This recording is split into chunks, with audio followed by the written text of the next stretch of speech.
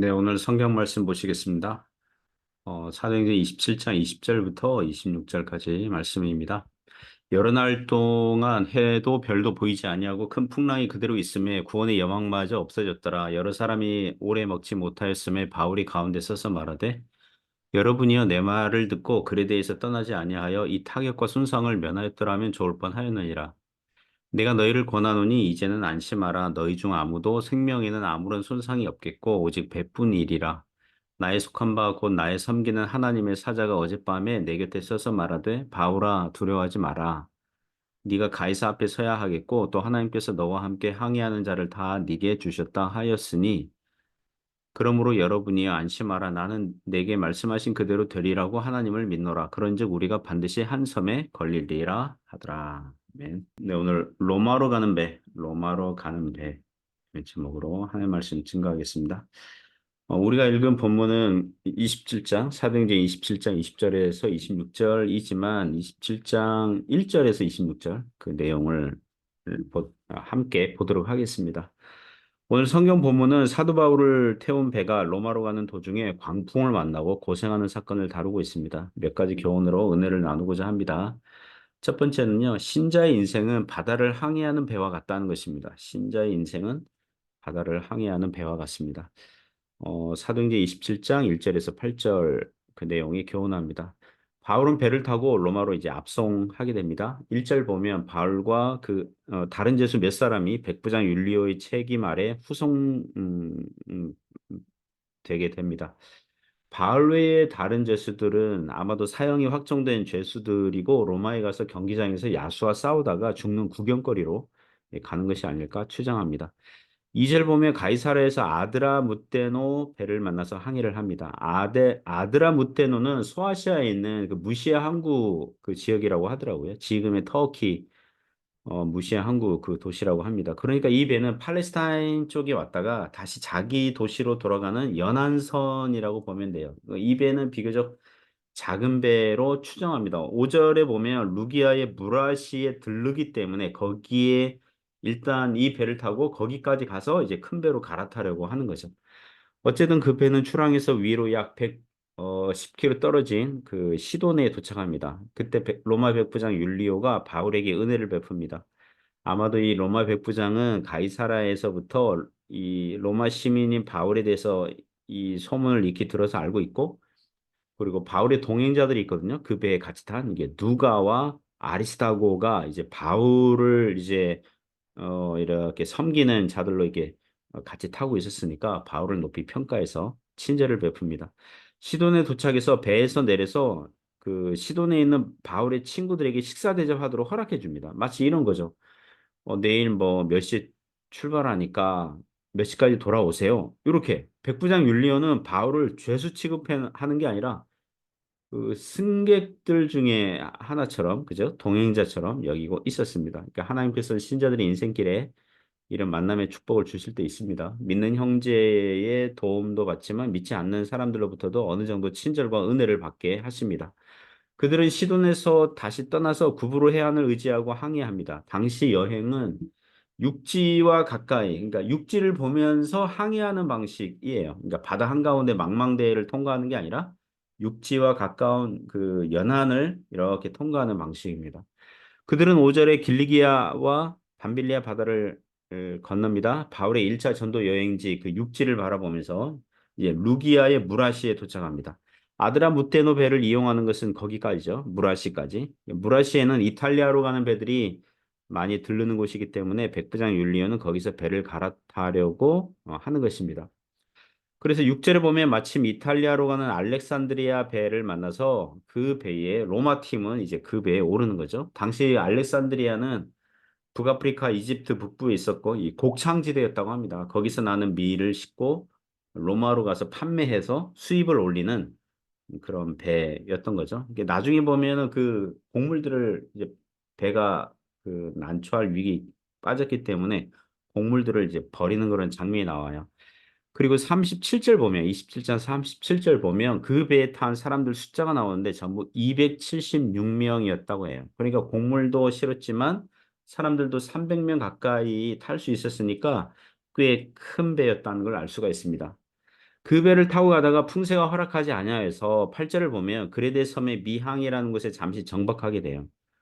자, 이런 그 항해하는 배, 이런 내용들 보면 우리에게 교훈을 주죠. 우리의 인생길은 바다를 항해하는 배와 같다는 것입니다. 바닷길 여행을 하려면 좋은 배를, 적당한 배를 만나야 되고요. 적당한 바람을 만나야 됩니다. 그 당시에는 이 돛담배였다고 그럽니다. 그러니까 바람을 의지하여 갈 수밖에 없어요. 예, 적당한 바람이 불어와줘야 돼요. 그리고 같이 동행하는 사람들이 마음에 맞으면 더욱 좋겠죠. 하나님께서 우리로 하여금 이런 이 세상 바다로 그 항해하게 하시는 줄 믿습니다. 그러면 우리 배의 선장은 주님이셔야 되죠. 그죠? 예, 주님께서 우리 배의 선장 되시고 우리 인생의 주인 되신 주님의 인도하심 따라서 갈 때에 목적지에 선하게 도착하는 줄 믿습니다. 두 번째 교훈은 신자의 인생은 바다에서 때로는 광풍을 만나기도 한다는 것입니다. 9절부터 20절에서 교훈합니다. 바울을 후송하는 사람들은 아마도 9월 초중순에 떠난 것 같아요. 무라에 들렸다가 그레데에 왔는데 9절을 보니까 금식하는 절기가 이미 지났다. 성경학자들이 날짜를 계산하는데 AD 59년 10월 5일로 추정합니다. 금식하는 그 날을. 그러니까 대속죄일 그거죠.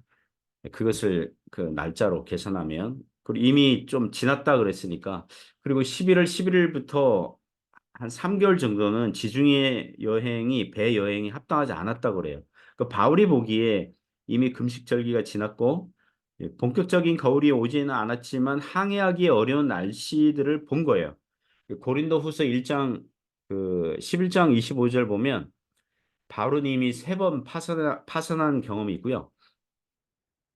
그러니까 배가 이제 3번이나 이제 항해하다가 어떤 일로 이렇게 침몰한 경험 3번이나 있고요. 그 중에 한 번은 일주일을 바다에서 이 부서진 배 조각을 붙들고 이게 버티다가 간신히 구조받은 적이 있었다고 합니다. 그러니까 바다 여행 경험이 바울만큼 많은 사람이 없었겠죠. 그래서 바울이 권하는 거예요.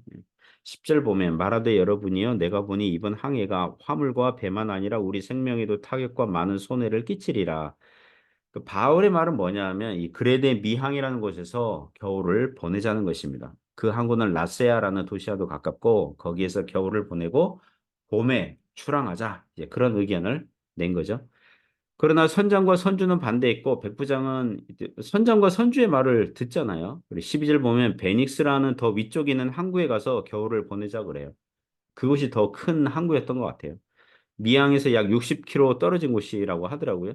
그래서 바울의 의견은 묵살되었고 배는 떠났고 마침 순풍 만납니다. 순풍인 남풍을 만나서 가다가 14절을 보면 얼마 안 되어서 섬의 한가운데로부터 유라굴로라는 광풍이 크게 일어나니 이게 섬 한가운데는 그레데 섬 거기에 그 산이 있거든요. 그 위에서 밑으로 내리꽂는 광풍입니다. 이 그 바람의 이 문자적인 뜻은 유로굴라, 유로 동풍, 골라 이 북동풍이라는 뜻이라고 하는데 광풍 이제 광풍, 폭풍 그걸 이제 만난 거죠.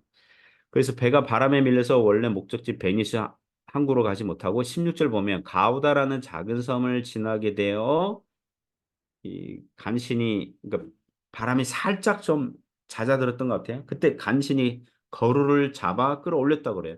거루는 구명정과 같이 작은 배예요. 그러니까 그것이 없으면 나중에 비상사태 때 그 구명정으로 사용할 배가 없으면 안 되니까 급히 배 위로 끌어올렸다고 그럽니다. 그리고 17절에 보면 스르디스에 걸릴까 두려워했다. 그러니까 스르디스는 모래톱이고요. 바람에 밀려서 북아프리카 연안에 이런 스르디스가 많았다고 합니다. 거기 좌초되어서 생명을 보장될 수 없었다고 합니다. 그러니까 배의 무덤, 선박의 무덤들이라고 보시면 돼요. 그 풍랑은 계속 발생했고 사홍들이 짐들을 이제 버립니다. 테이블, 의자, 짐짝, 뭐 당장 생존에 필요 없는 물건들을 바다에 버립니다. 자, 이 장면들 보면 바다의 날씨를 알 수 없듯 갑자기 섬 한가운데서 광풍이 불어와서 배를 지중해 한가운데로 떠밀어 갈 줄은 예상하지 못했겠죠.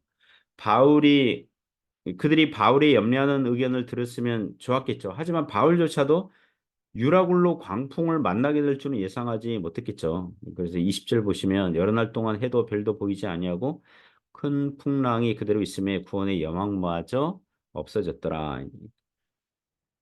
그 당시 배에 같이 탄 이 사도행전을 기록한 누가마저도 이대로 풍랑 중에 죽는 것이 아닐까? 뭐 그렇게 염려했다는 거죠. 제가 청년 시절에 그 고향교에서 그 어느 섬에서 수련회를 하고 이제 육지로 돌아오는데 그 한 2, 30분만 배를 타고 가면 되는 거리였거든요. 아주 가까운 거리였는데 그 바닷길 도중에 강한 바람과 파도들을 만났어요. 그리고 배가 작았어요. 그러니까 어, 낚싯배 약간 큰 낚싯배 같은 하여튼 배가 그렇게 크진 않았는데 하여튼 그 배를 때리니까 이 배가요 그때 느낌이 침몰하겠다 이런 두려움 생기는 거 있죠. 그래서 수련회 참석했던 우리 청년들이 막 회개기도 하고 뭐 살려달라고 기도하고 막 그랬습니다. 예. 저도 좀 과장하면 죽는 줄 알았습니다. 침몰해서 죽는 줄 알았어요. 아, 이대로 죽는구나. 사람이 이렇게 죽는구나. 이런 생각이 들 정도였습니다.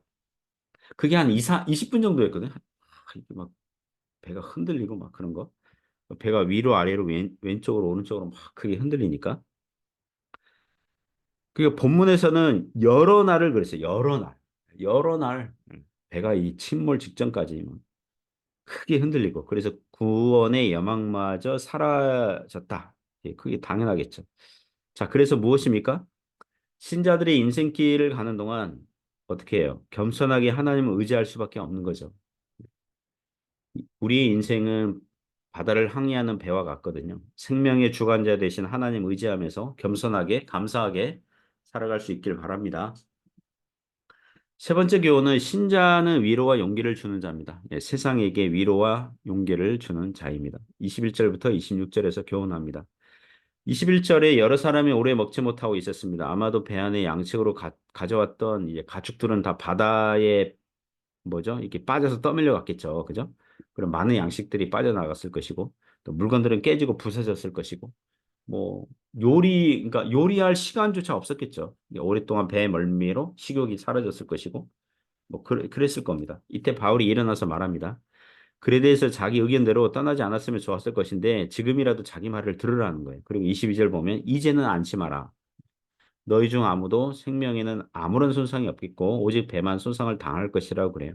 바울이 무슨 근거로 이렇게 말합니까? 23절 이하에 보면 지난밤에 하나님의 사자가 그러니까 천사가 바울에게 두려워하지 말라고 하셨고 로마 황제 가이사 앞에 서야 하겠고 하나님께서 바울과 함께 항해하는 자들의 안전을 지켜주신다고 하셨고 반드시 한 섬에 걸리리라 이렇게 말씀하셨다는 거예요. 그래서 25절 보시면 그러므로 여러분이 안심하라 나는 내게 말씀하신 그대로 되리라고 하나님을 믿노라.